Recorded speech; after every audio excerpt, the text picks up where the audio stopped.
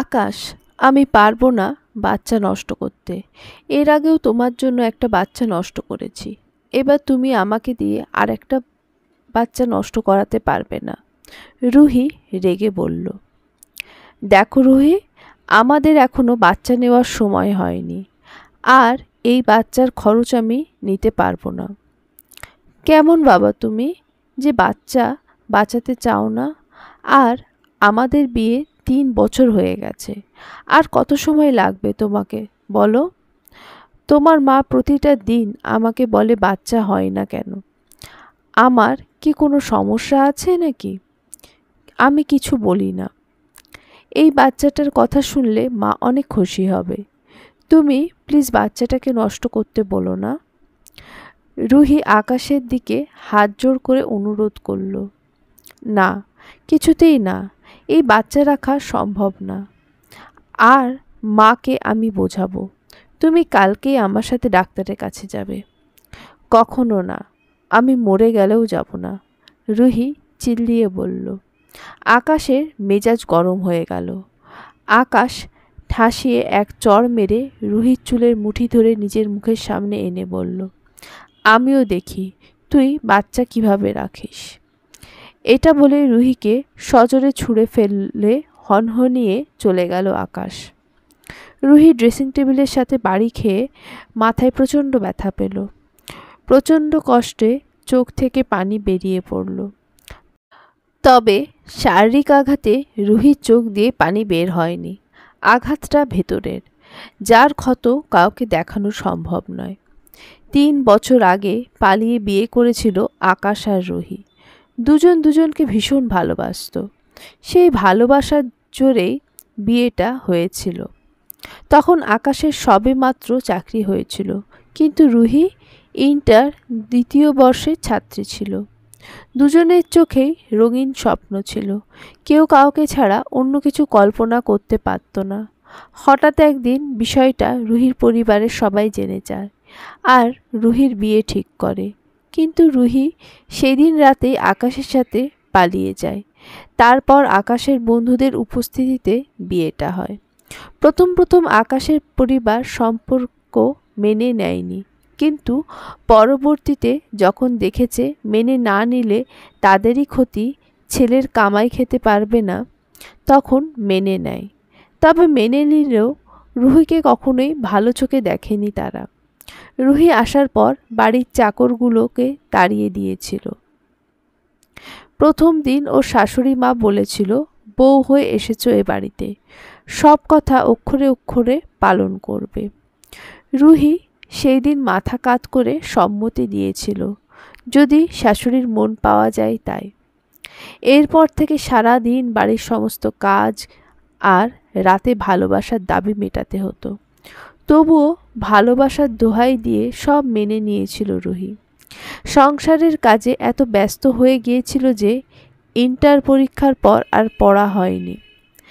এতদিনে বাবা মার সাথে অনেকবার যোগাযোগ করার চেষ্টা করেছে রুহি, কিন্তু তারাও মুখ ফিরিয়ে নিয়েছিল। রুহির অবশ্য খুব খারাপ লেগেছিল। কোনো একদিন মনে পড়লেই রাতের অন্ধকারে শব্দহীনভাবে কাঁদত সে। এই নিয়ে কখনো আকাশকে কিছু বলেনি রুহি। তার কষ্টগুলো একান্তই তার ব্যক্তিগত সম্পদ। এগুলো কখনোই কারোর কাছে শেয়ার করা যায় না, আর করলেও কেউ তা অনুভব করতে পারে না। বিয়ের পর সময়গুলো ভালো খারাপের মধ্যে দিয়েই যাচ্ছিল। হঠাৎ একদিন রুহি মাথা ঘুরে পড়ে যাওয়ার আকাশ ডাক্তার ডেকে এনেছিল। ডাক্তার চেক আপ করে বলেছিল বাড়িতে নাকি নতুন অতিথি আসবে। সেদিন যে কি আনন্দ হয়েছিল রুহির, সেটা একমাত্র রুহি জানে। কিন্তু সেই দিন রুহির বিপরীতে আরেকজন অতিমাত্রায় দুঃখী হয়েছিল। সে বাচ্চার খবর বাড়িতেও জানায়নি। সবাইকে বলেছিল রুহির মাথা ব্যথা ছিল, সেই জন্যই পড়ে গেছে। আর রুহিকে বিভিন্নভাবে বুঝিয়ে সেইবার বাচ্চা নষ্ট করে ফেলে। রুহি মুখ বুজে সবটা মেনে নিয়েছিল সেই দিন। পর থেকে রুহি প্রতিদিন স্বপ্নে দেখে একটা বাচ্চা ছোট ছোট হাত দিয়ে ওর গাল স্পর্শ করে বারবার বলছে, আম্মু আম্মু।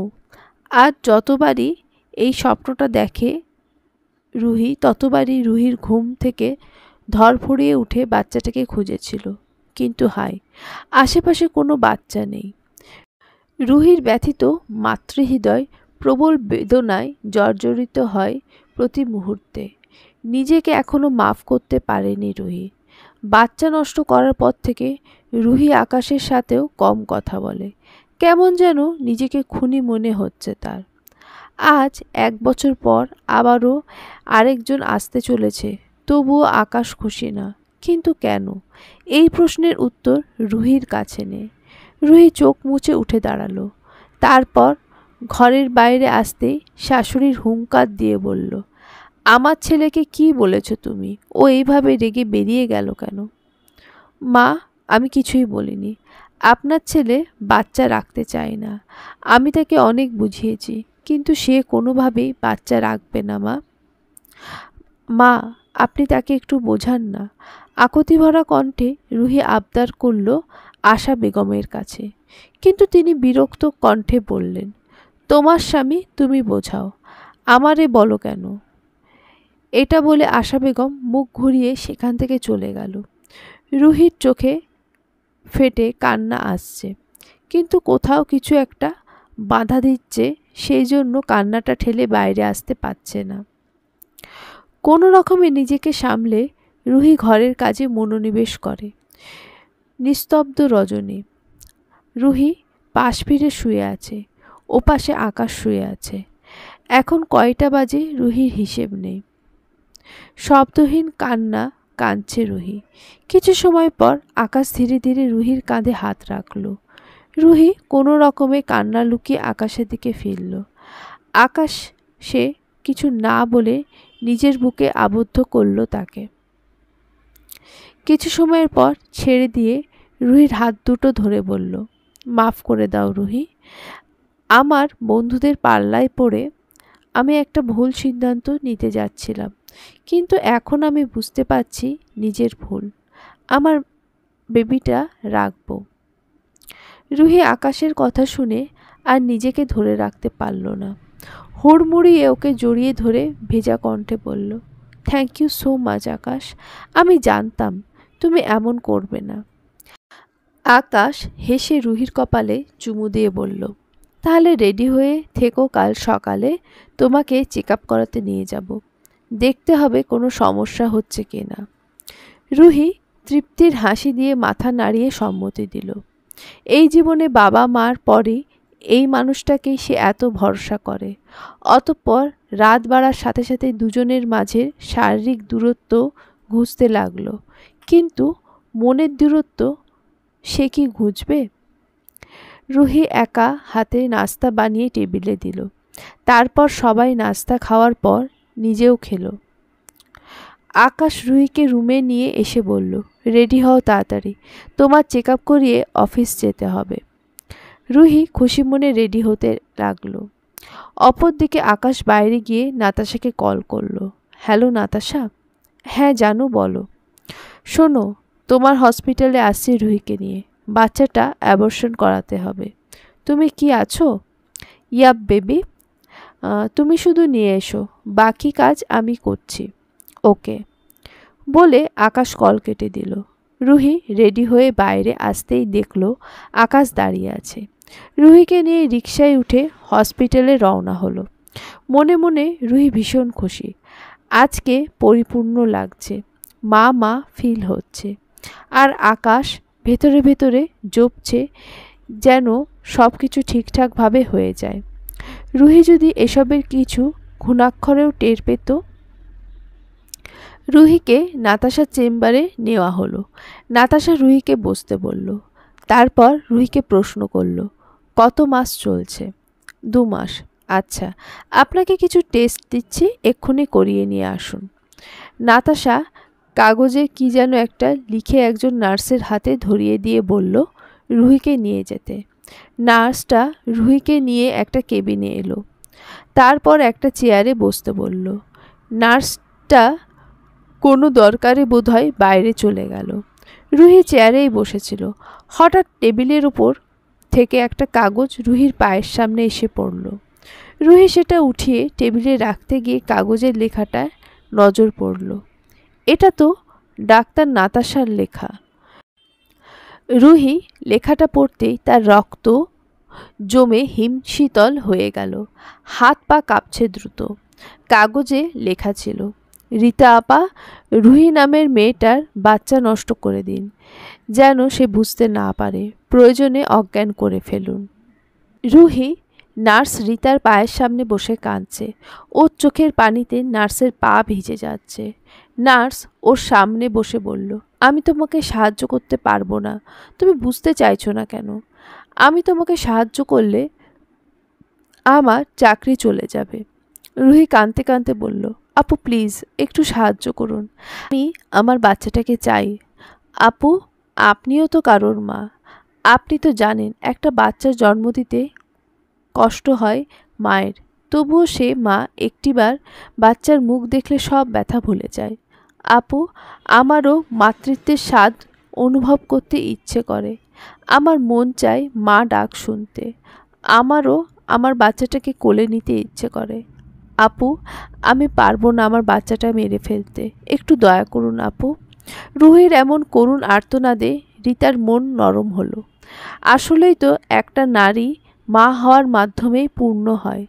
আজ যদি রুহির জায়গায় সে থাকতো, তখন কি পারত নিজের বাচ্চাকে এভাবে বলি দিতে?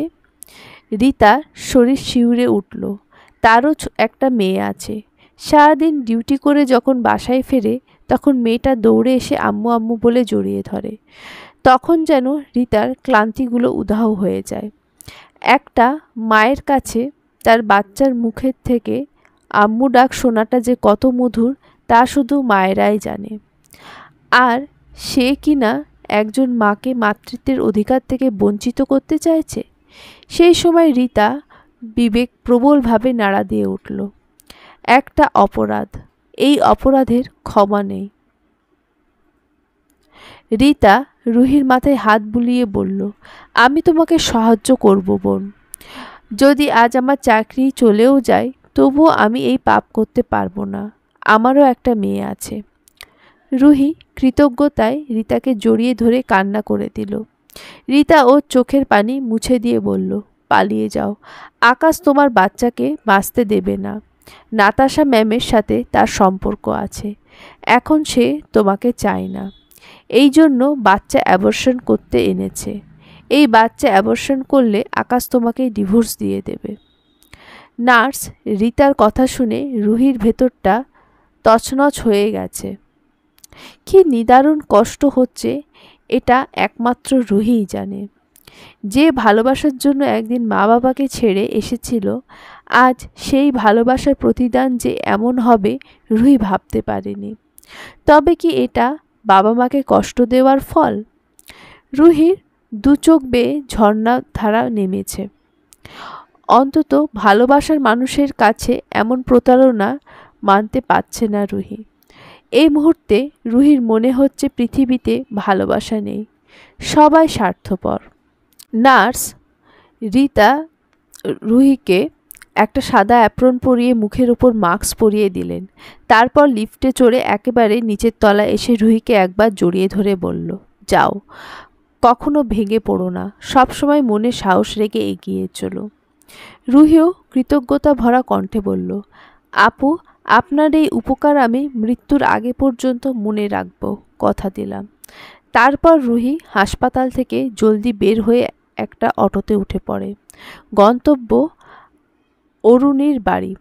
অরুণী ছোটবেলার বান্ধবী।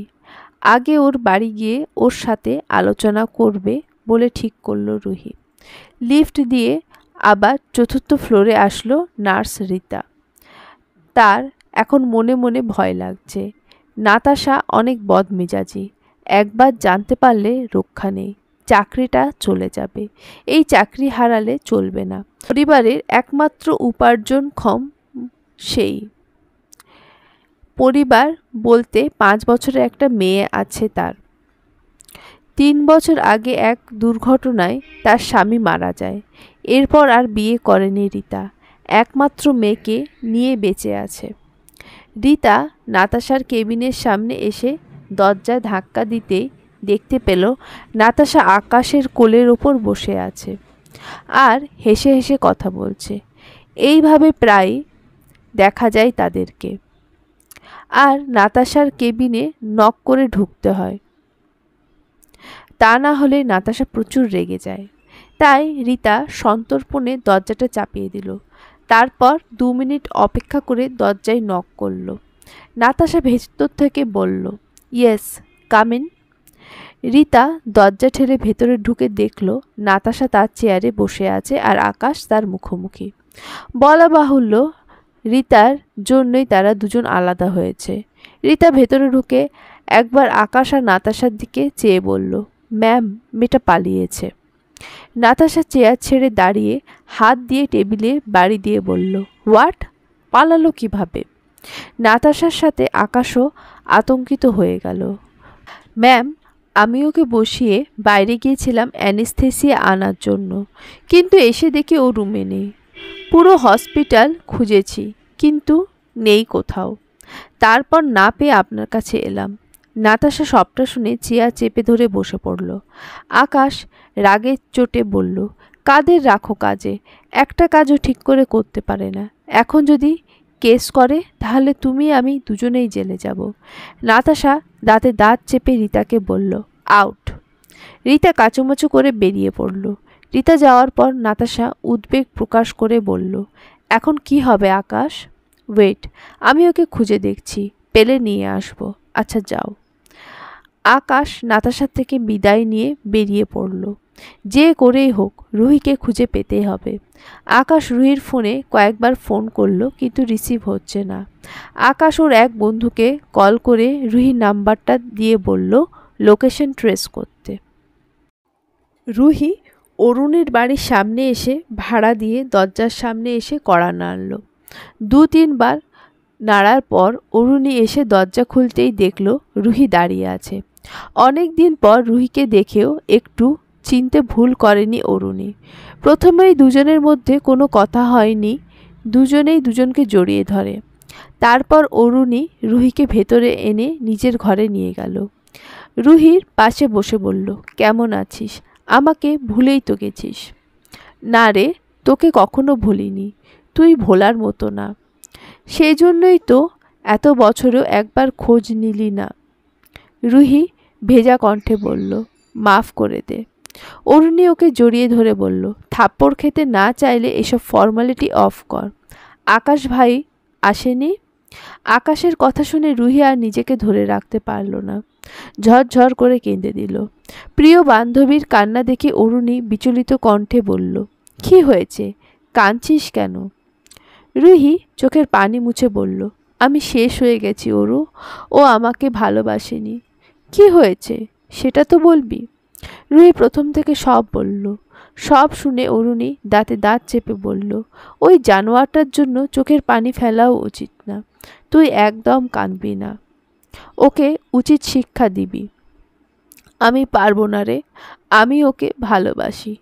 অরুণী রেগে বলল, ওই জানোয়ারের জন্য এখনো ভালোবাসা আছে? আমি অবাক হচ্ছি।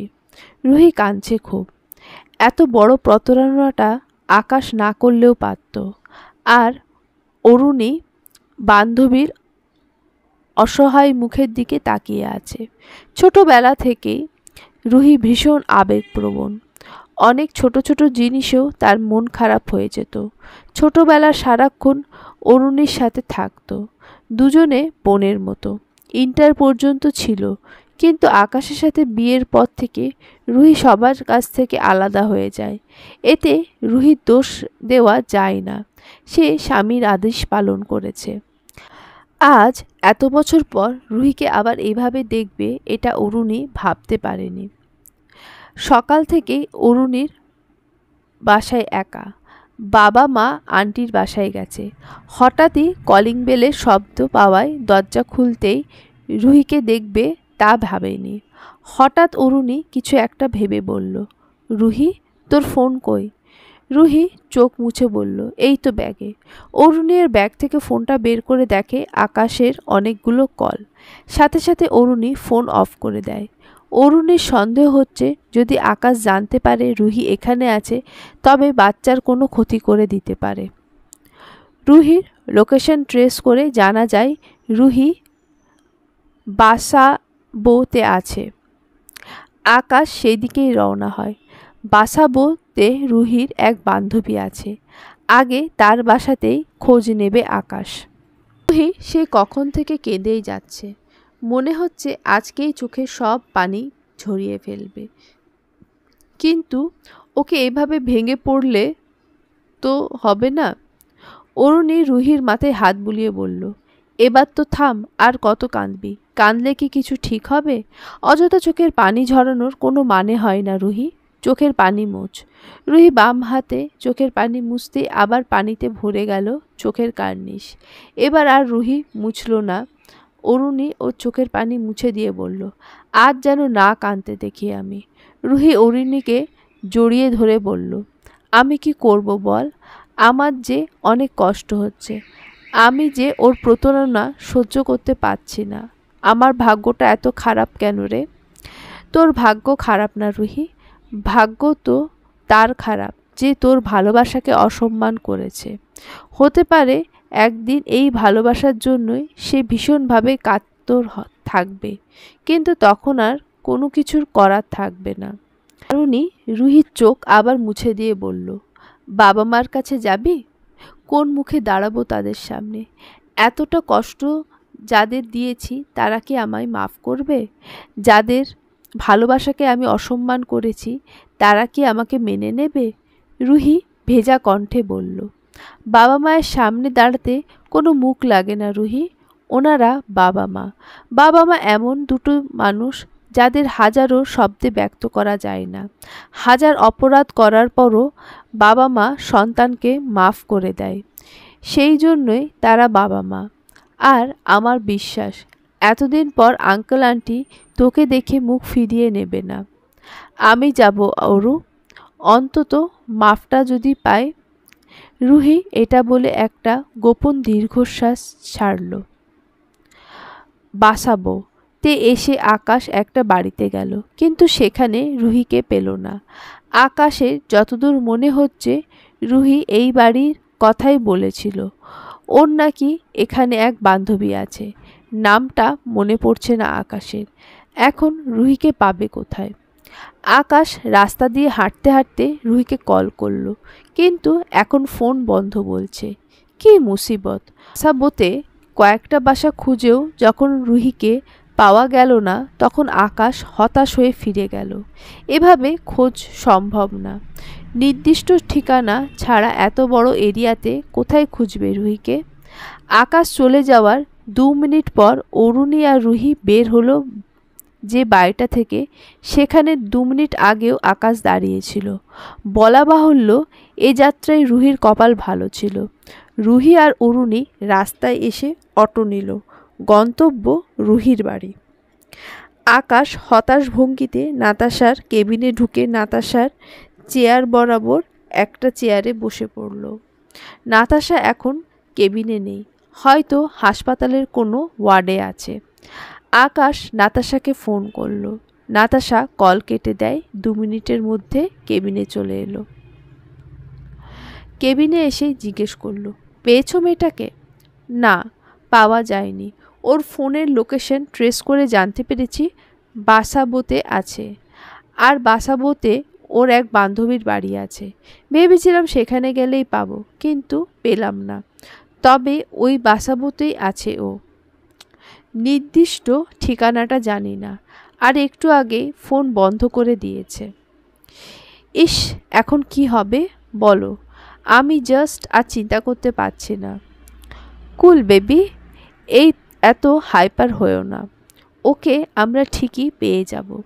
কাল একবার ওর বাসায় যাব, দেখি সেখানে আছে কি না। তাই করো। আর ওকে তাড়াতাড়ি ডিভোর্স দাও। ওকে ডিভোর্স দিলেই আমাকে বিয়ে করতে পারবে। একটু সময় দাও, আমি ওকে ডিভোর্স দিয়ে দেব। নাতাশা কিছু বলতে যাবে তার আগে একজন নার্স এসে বলল রোগীর কাছে যেতে হবে। নাতাশা চলে গেল। নাতাশা যেতেই আকাশও উঠে গেল। আজ আর অফিসে যাবে না। অনেকক্ষণ যাবৎ রুহি আর অরুণী রুহিদের বাসার সামনে দরজায় দাঁড়িয়ে আছে। দাঁড়িয়ে থাকার কারণ হলো রুহি ভয় পাচ্ছে, নিজেও নক করছে না আর অরুণীকেও করতে দিচ্ছে না। অরুণী এবার বিরক্ত হয়ে বলল, এবার কিন্তু মার খাবি রুহি, এত ভয় পাচ্ছিস কেন? যদি বাবা মা মাফ না করে তাহলে? রুহি মলিন গলায় বলল, আরে ওনারা মাফ করে দেবে, আর যদি মাফ নাও করে তবে পায়ে ধরে বসে পড়বি যতক্ষণ না পর্যন্ত মাফ না করে। রুহি অরুণীর কথায় সম্মতি দিল। অরুণী এবার রুহির দিকে তাকিয়ে দরজা নক করল। 2 বার নক করার পরই একজন মেয়ে দরজা খুলল। ওদের দেখে বলল, কে আপনারা, কি চাই? অরুণী সৌজন্যমূলক হাসি দিয়ে বলল, আমি অরুণী, আর ও আমার বান্ধবী। বাসায় কি রুনা আন্টি আর আনোয়ার আঙ্কেল বাসায় কি রুনা আন্টি আর আনোয়ার আঙ্কেল আছেন? হ্যাঁ আছে, কিন্তু তাদের দিয়ে আপনার কাজ কি? কাজ আছে বলেই বলছি, তাদের একটু ডেকে দিন। মেয়েটা ওদের দাঁড়াতে বলে ভেতরে চলে গেল। এতক্ষণ সব কথা অরুণী বললেও রুহি মুখ দিয়ে একটা কথাও ফোটেনি, মুখে কুলু পেটে রেখেছিল। 2 মিনিট পর মেয়েটার সাথে করে রুহির মাকে নিয়ে এলো। রুহির মা দরজার সামনে রুহিকে দেখে ওকে জড়িয়ে ধরে কেঁদে দিল। আর রুহিকে পাইকে এমনিতেই সে কাঁদতে কাঁদতে শেষ, তার উপর আবার নিজের মা কাঁদছে, তাই সেও কান্না ধরে রাখতে পারল না। 2 মা মেয়ে এবার কেঁদে কেটে ভাসিয়ে ফেলেছে। তবে দৃশ্যটা দেখার মতো। অরুণী আর দরজায় দাঁড়ানো মেয়েটা মুগ্ধ দৃষ্টিতে দেখতে লাগলো মা মেয়ের কান্না। এই কান্নায় কতটা আকুতি থাকতে পারে এটা কেবল তারাই জানে। ঘর থেকে রুহির বাবা আনোয়ার সাহেব বলে উঠল, কি গো, কে এসেছে? রুহির বাবার কথা শুনে রুহির মা রুহিকে নিয়ে ভেতরে গেলেন। সাথে অরুণী আর মেয়েটাও পেছনে এসে দাঁড়ালো। রুহিকে দেখে রুহির বাবা চোখ মুখ শক্ত জোরালো কণ্ঠে বলল, ও এখানে কেন? চলে যেতে বলো ওকে।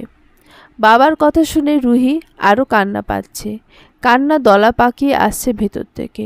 রুহির মা আনোয়ার সাহেবের পাশে বসে বলল, মেয়ের সাথে আর রাগ করে থাকবেন না, কথা বলুন ওর সাথে। আমার ওর সাথে কোনো কথা নেই, আনোয়ার সাহেব অন্যদিকে মুখ ফিরিয়ে বলল। রুহি কান্না করতে করতে আনোয়ার সাহেবের পায়ের কাছে বসে ওনার পা ধরে কান্না করতে করতে বলল, বাবা মাফ করে দাও প্লিজ, আমার খুব কষ্ট লাগছে, এভাবে চুপ করে থেকো না, যা শাস্তি দেবে মেনে নেব, কিন্তু মাফ করে দাও বাবা। দেখো তোমাদের কষ্ট দিয়ে আমি ভালো নেই, আকাশ আমার সাথে প্রতারণা করেছে, তোমাদের সাথে প্রতারণা করার ফল আমি পেয়েছি। এবার যদি আমাকে মাফ না করো তাহলে কখনো আমাকে মাফ করতে পারবে না, মাফ করবে না আমাকে? মেয়ের আর্তনাদে আনোয়ার সাহেবের এত বছরের রাগ পানি হয়ে গেল। মেয়েটা তার এত কষ্টে আছে ভাবতেই আনোয়ার সাহেবের বুক ভারী হয়ে গেল। আনোয়ার সাহেব রুহিকে উঠিয়ে জড়িয়ে ধরে কেঁদে দিলেন। আসলে বাবা মা কখনো সন্তানের ওপর রেগে থাকতে পারে না, তারা সব সময় সন্তানের মঙ্গল চায়, সন্তানের কষ্ট অনুভব করতে পারে। পৃথিবীতে এই দুটো মানুষই সবসময় পাশে থাকে সন্তানের, আর এদের ভালোবাসা সবসময় স্বার্থবিহীন হয়। অরুণী আর রুহি মিলে সবটা রুহির মা বাবাকে বুঝিয়ে বলেছে। সব শুনে রুহির বাবা রেগে বলল, ওই কুত্তার বাচ্চার কাছে আমি আমার মেয়েকে আর কোনো দিন দেব না, কিছুতেই না। শুধু রুহির বাবাই না, রুহির মাও প্রচণ্ড রেগে গেছেন।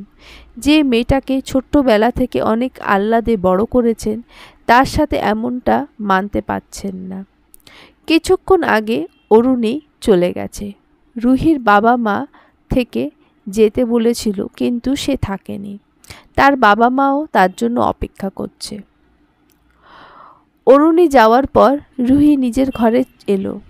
চারিদিকে চোখ বোলাতেই দেখল কিছুই পরিবর্তন হয়নি, সব আগের মতোই আছে, কোথাও একটুও ময়লা নেই। এত দুঃখের মাঝেও রুহি একটু হাসল, কারণ তার মা এখনও তার ঘরে এসে ঘরটা পরিষ্কার করে যায়, যার জন্য মনে হয় না এই ঘরে অনেক দিন ধরে কেউ থাকে না। রুহি জানলার সামনে গিয়ে জানলাটা খুলে দিল। ঘরটা দিনের আলোয় আলোকিত হয়ে গেল। রুহি বিছানায় বালিশ দিয়ে হেলান দিয়ে শুয়ে রইল। অতিরিক্ত কান্নার ফলে চোখগুলো লাল হয়ে আছে আর মাথাটাও ফেটে যাচ্ছে। শরীর দুর্বল হওয়ায় তাড়াতাড়ি ঘুম চলে এলো।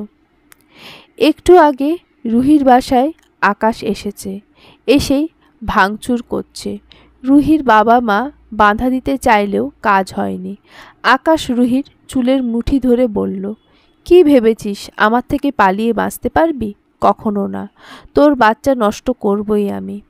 আকাশ রুহি চুলের মুঠি ধরে টানতে টানতে নিয়ে যেতে লাগলো।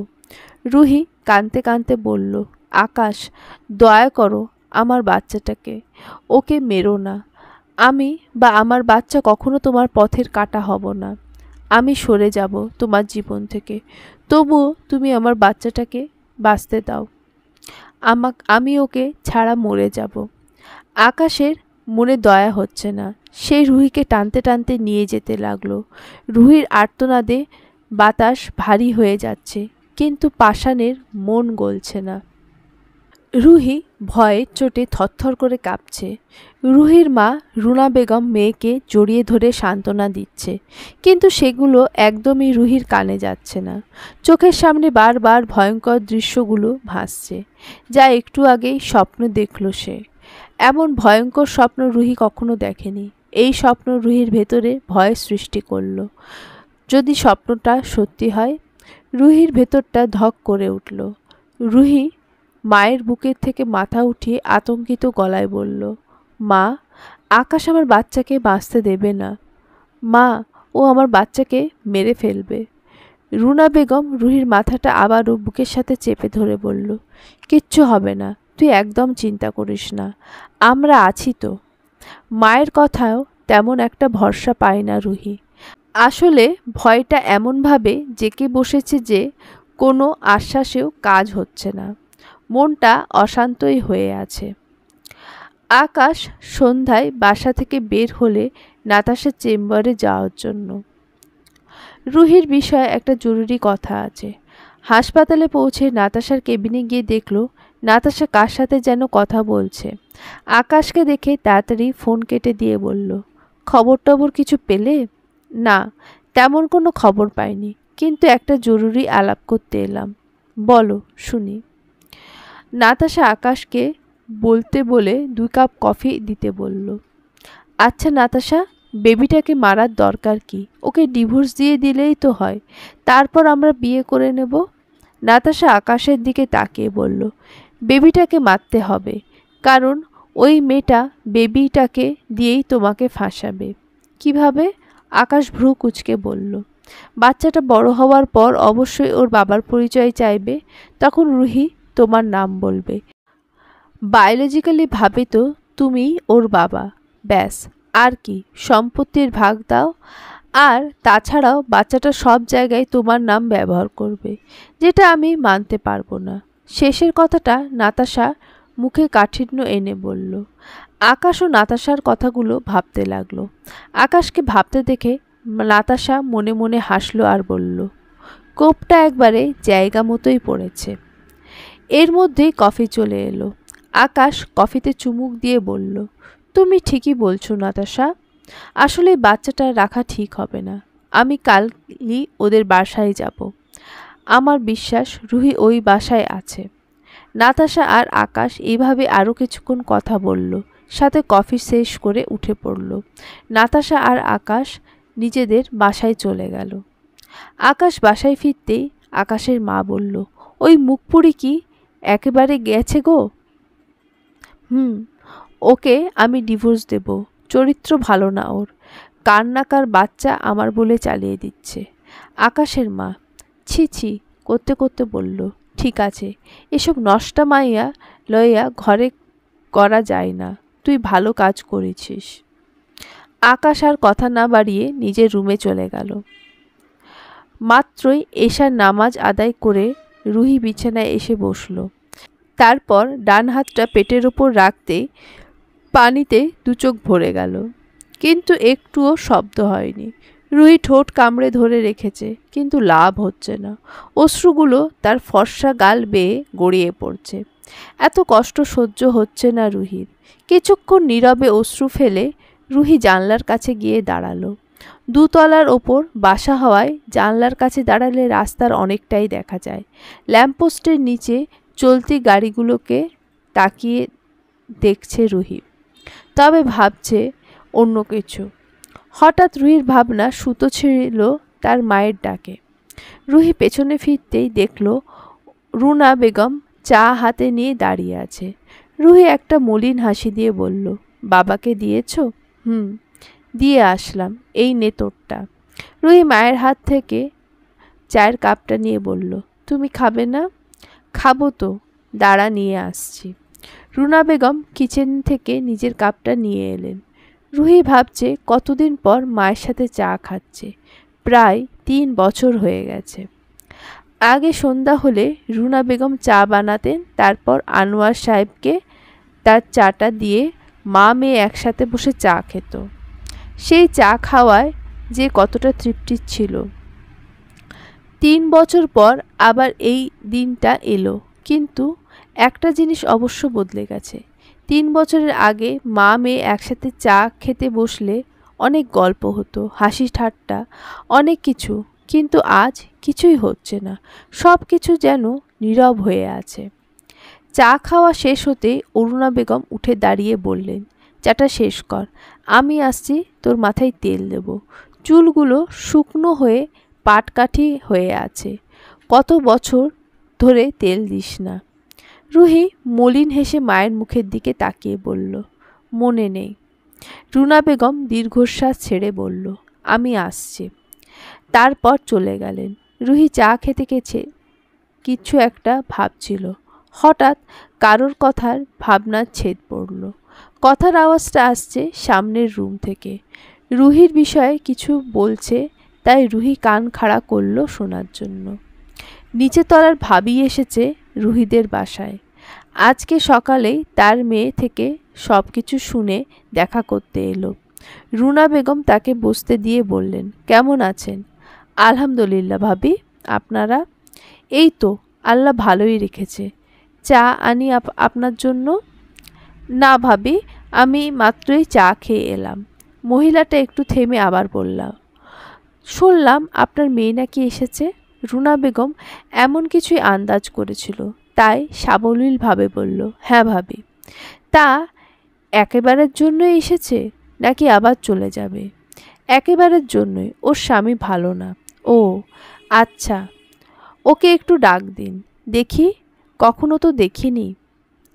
রুনা বেগম জানেন মহিলাটা কেমন, এখন গিয়ে আশেপাশে সবাইকে ছড়াবে।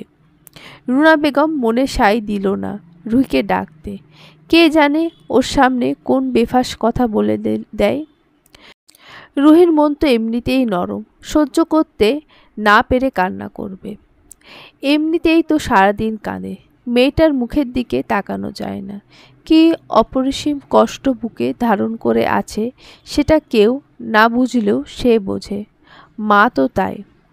মায়েরা নাকি সন্তানের কষ্ট বোঝে। রুনা বেগম মহিলাটাকে মিথ্যা বলে বিদায় করলেন। রুহি ভেতরের ঘর থেকে একটা দীর্ঘশ্বাস ফেলল। এটা তো কিছুই না, আর কদিন পর তো আরও অপমান সহ্য করতে হবে ভেবেই রুহির মন খারাপ হয়ে গেল। আমাদের সমাজে ডিভোর্সি মেয়েদেরকে কোন চোখে দেখা হয় এটা আমরা সবাই জানি। একটা ছেলেকে কিন্তু এত অপমান সহ্য করতে হয় না। ডিভোর্সের পর তারা অবিবাহিত মেয়ে বিয়ে করতে পারলেও কোনো ডিভোর্সি মেয়ের কপালে অবিবাহিত ছেলে তো দূরের কথা, 2-3 বার ডিভোর্সি ছেলেও নাক ছিটকায়। আকাশ নাস্তা করে বের হলো রুহিদের বাড়ি যাওয়ার জন্য। 2 দিন অফিস থেকে ছুটি নিয়েছে এই বাচ্চার ঝামেলাটা সারানোর জন্য। তারপর আবার নাতাশার প্যারা তো আছেই। কিন্তু রুহিদের বাসায় যাওয়ার আগে একবার নাতাশার সাথে দেখা করতে হবে। আকাশ সোজা এসে নাতাশার কেবিনে ঢুকলো। দেখে নাতাশা কারোর সাথে যেন কথা বলছে। ওকে দেখে তাড়াতাড়ি করে ফোনটা কেটে দিয়ে বলল, ব্রেকফাস্ট হয়েছে? হ্যাঁ। তোমার? হ্যাঁ হয়েছে। এখন কি ওই মেয়েটার বাসায় যাচ্ছ? হ্যাঁ, দুদিনের মধ্যে কাজ শেষ করতে হবে।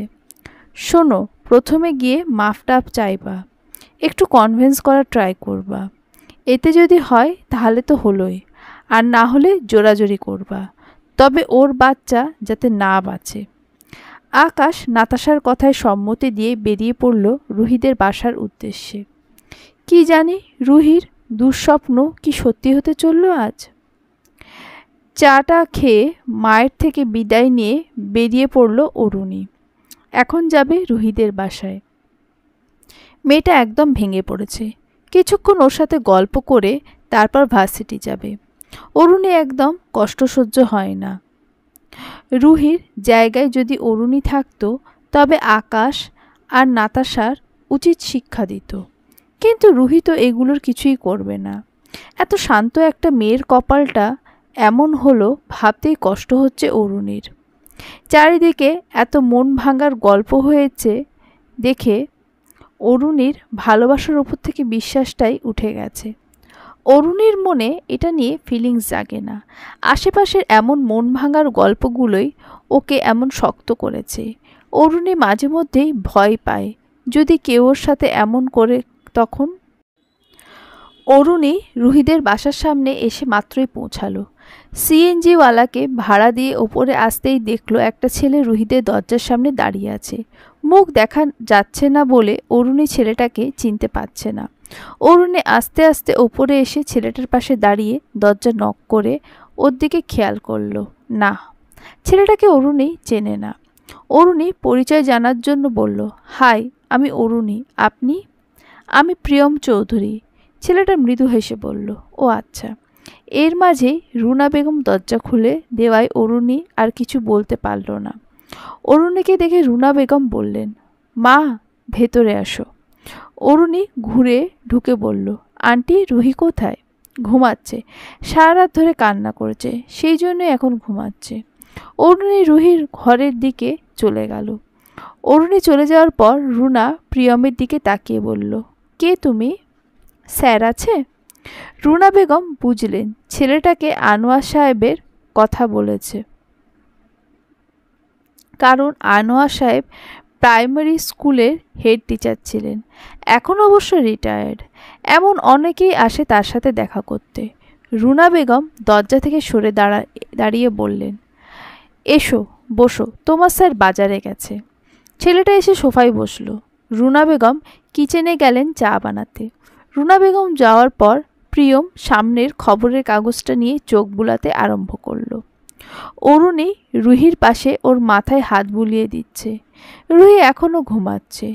ঘুমে রুহিকে নিষ্পাপ শিশুর মতো মনে হয়, যেন তার কোনো দুঃখ কষ্ট নেই। কিন্তু জেগে উঠলে এই নিষ্পাপ মুখে হাজারো বিষণ্ণতা আর কষ্টের চিহ্ন ফুটে ওঠে। আরও কিছুক্ষণ রুহির মাথায় হাত বুলাতেই রুহি আস্তে আস্তে চোখ খুলল। রুহিকে চোখ খুলতে দেখেই বলল, যা, গিয়ে ফ্রেশ হয়ে আয়। রুহি হালকা একটা হাসি দিয়ে ফ্রেশ হতে চলে গেল। ফ্রেশ হয়ে আসতেই অরুণী বলল, রুহি, আজকে আমরা ঘুরতে যাব, ওকে? না রে, আমার কোথাও যেতে ভালো লাগে না, রুহি মলিন মুখে বলল। তো তো কোথাও যেতে ভালো লাগে না, কিছু করতে ভালো লাগে না, খালি কাঁদতে ভালো লাগে। আমি তোর থেকে পারমিশন চাইছি নাকি? আমি বলছি আমরা যাব, তুই বিকেলে রেডি হয়ে থাকিস। রুহি অরুণীর হাত ধরে বলল, এত ভালোবাসিস কেন আমাকে? অরুণী ওকে জড়িয়ে ধরে বলল, জানি না, তবে সবসময় ভালোবাসবো। তাহলে এখন আসি, ভার্সিটির সময় হয়ে গেছে।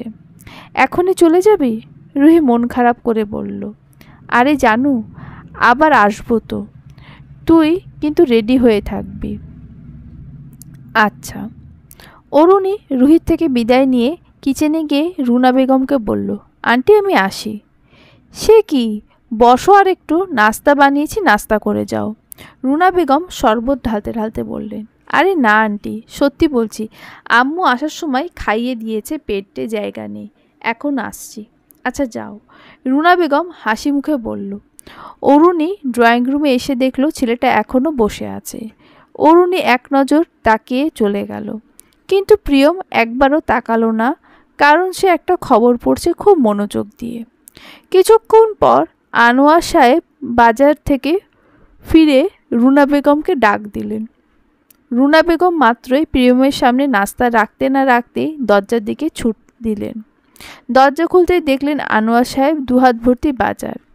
রুনা বেগম বাজারগুলো হাতে নিয়ে কিচেনের দিকে চললেন, আর আনোয়ার সাহেব ভেতরে এসে সোফায় বসতেই দেখলেন বরাবরই সোফায় এক সুদর্শন যুবক বসে আছে। আনোয়ার সাহেবের ছেলেটাকে চেনা চেনা লাগলেও সঠিকভাবে চিনতে পারলেন না।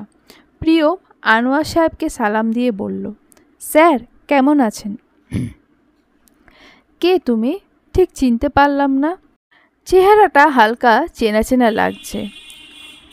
প্রিয়ম মুচকি হেসে বলল, স্যার আমি প্রিয়ম। প্রিয়ম ওর নাম বলতে আনোয়ার সাহেব চিনে ফেললেন। অনেক ভালো স্টুডেন্ট ছিল প্রিয়ম, কখনো প্রথম থেকে দ্বিতীয় হয়নি। যেবার এসএসসি দিয়েছিল সেই বছর এই জেলা থেকে যাদের রেকর্ড নাম ছিল তাদের মধ্যে প্রিয়মও একজন। আনোয়ার সাহেব হেসে বললেন, কেমন আছো প্রিয়ম? আলহামদুলিল্লাহ স্যার, তবে আমার জবাবটা কিন্তু পেলাম না। কি? আনোয়ার সাহেব ভ্রু কুঁচকে জিজ্ঞেস করলেন। আপনি কেমন আছেন এটা জিজ্ঞেস করেছিলাম। আনোয়ার সাহেব একটু জোরে হেসে উঠলেন, তার সাথে প্রিয়মও হাসল। আনোয়ার সাহেব হাসি থামিয়ে বলল, আলহামদুলিল্লাহ ভালো রেখেছে। তুমি এখন কি করো? স্যার, প্রিয়ম কিছু বলার আগেই দরজায় নক করল কে যেন। আনোয়ার সাহেব দরজা খুলেই দেখলেন দরজার বাইরে আকাশ দাঁড়িয়ে আছে। আকাশকে দেখে আনোয়ার সাহেব চোয়াল শক্ত হয়ে গেল, চোখের কাঠিন্যতা ফুটে উঠল। রাগী গলায় বলল, কি চাই এখানে? আকাশ জানে প্রথমেই রাগারাগি করা যাবে না, একটু ছলচতুরি করতে হবে, তাই চোখে মুখে কৃত্রিম অপরাধ বোধ ফুটিয়ে তুলে বলল, বাবা রুহি আছে ঘরে? আনোয়ার সাহেব ধমকে বললেন, আমাকে বাবা বললে কোন সাহসে? তোমার মতো কুলাঙ্গারের বাবা না হওয়াই ভালো। বাবা আমাকে ক্ষমা করুন, আমি শুধু একটু রুহির সাথে কথা বলবো। আনোয়ার সাহেব আকাশের কোনো কথাই শুনছেন না, চিল্লাতে চিল্লাতে চলে যেতে বলছেন। বাইরে চেঁচামেচি শুনে রুহি বেরিয়ে আসে ড্রয়িং রুমে। আসতেই দেখলো আকাশ দরজার বাইরে দাঁড়িয়ে অনুরোধ করছে ভেতরে ঢোকার জন্য। রুহি গিয়ে বলল, কি সমস্যা? এখানে কেন তুমি? ক্ষমা করো রুহি, ফিরে চলো। আমি তোমাকে ভালোবাসি, আমি আর কখনো এমন করব না, আমাদের বাচ্চার যত্ন নেব। রুহি আকাশের এমন মিথ্যাগুলো সহ্য করতে না পেরে ঠাস করে বাম গাড়ে একটা চর বসিয়ে দিল। বলল, তুই চুপ কর, তোর নোংরা মুখ দিয়ে একটা কথাও বলবি না, চলে যা এখান থেকে। এতক্ষণে আকাশের রাগ মাথায় উঠে গেল। ও ওর আসল রূপে এসে রুহির হাতটা খপ করে ধরে বলল, তুই আমার সাথে যাবি চল। রুহি হাত ছাড়ানোর চেষ্টা করছে। আনোয়ার সাহেব আর অরুণা বেগমও রুহির হাত ছাড়ানোর চেষ্টা করছে, কিন্তু আকাশ কিছুতেই ছাড়ছে না। প্রিয়ম এতক্ষণ বসে বসে সব দেখল, এখন উঠে গিয়ে আকাশের সামনে দাঁড়িয়ে বলল, কে আপনি? এমন সিন ক্রিয়েট করছেন কেন? আমি কে তোকে বলা লাগবে না, সর সামনে থেকে। প্রিয়ম আর কিছু বলল না, আচমকা ঠাস করে একটা চড় মেরে দিল। চড় খেয়ে আকাশ বলদ হয়ে গেল। রুহির হাতটা ছেড়ে দিল। প্রিয়ম বলল, ব্যবহার ঠিক করুন, তা না হলে এর চেয়েও বেশি পড়তে পারে। আকাশ প্রিয়মের কলার টেনে ধরে বলল, কে রে তুই? প্রিয়ম বাঁকা হেসে পকেট থেকে আইডি কার্ড বের করে বলল, এসপি প্রিয়ম চৌধুরী। আকাশ সাথে সাথে প্রিয়মের কলারটা ছেড়ে দিল। অরুণী ভার্সিটিতে এসেই লাইব্রেরিতে চলে গেল। ওর দুটো বই প্রয়োজন, এখন বই দুটো খুঁজে নেবে। লাইব্রেরিতে এসে বইগুলো খুঁজতে লাগলো। একটা বই পেয়েও গেল। অরুণী বইটা হাতে নিয়ে একটু দেখার জন্য প্রথম পাতাটা উল্টে দেখলো একটা খাম। অরুণী ভাবলো হয়তো এটা কেউ এমনি রেখেছে, কিন্তু অরুণী খামটা উল্টাতেই দেখতে পেল কালো কালি দিয়ে গোটা গোটা অক্ষরে লেখা, অরুণী এটা তোমার জন্য। কি আছে চিঠিটাতে? অরুণীর চিঠি হ্যান্ডব্যাগে রাখে। আর একটা বই খুঁজতে লাগলো। সেই বইটাও পেল, কিন্তু এটাতে একটা চিঠি। অরুণী এটাও রেখে দিল। অরুণী ভেবেছে হয়তো কেউ ফাজলামি করে রেখেছে। বই দুটো নিয়ে ক্লাসরুমে এসে বসলো। তারপর একটা বই খুলে পড়তে লাগলো। হঠাৎ একটা ছেলে এসে অরুণীকে ডাক দিল। অরুণী বই থেকে মুখ তুলে বলল, জি, আপনাকে প্রণয় ভাই ডেকেছে ক্যাম্পাসে। অরুণী মনে মনে এটাই ভাবছিল, কারণ এই প্রণয় প্রতিদিন ওকে বিরক্ত করে, এতবার মানা করার পরও। এখন আবার কী জন্য ডেকেছে কে জানে, না গেলে ক্লাসে চলে আসবে। তাই অগত্যা অরুণীর যেতে হলো। চলবে।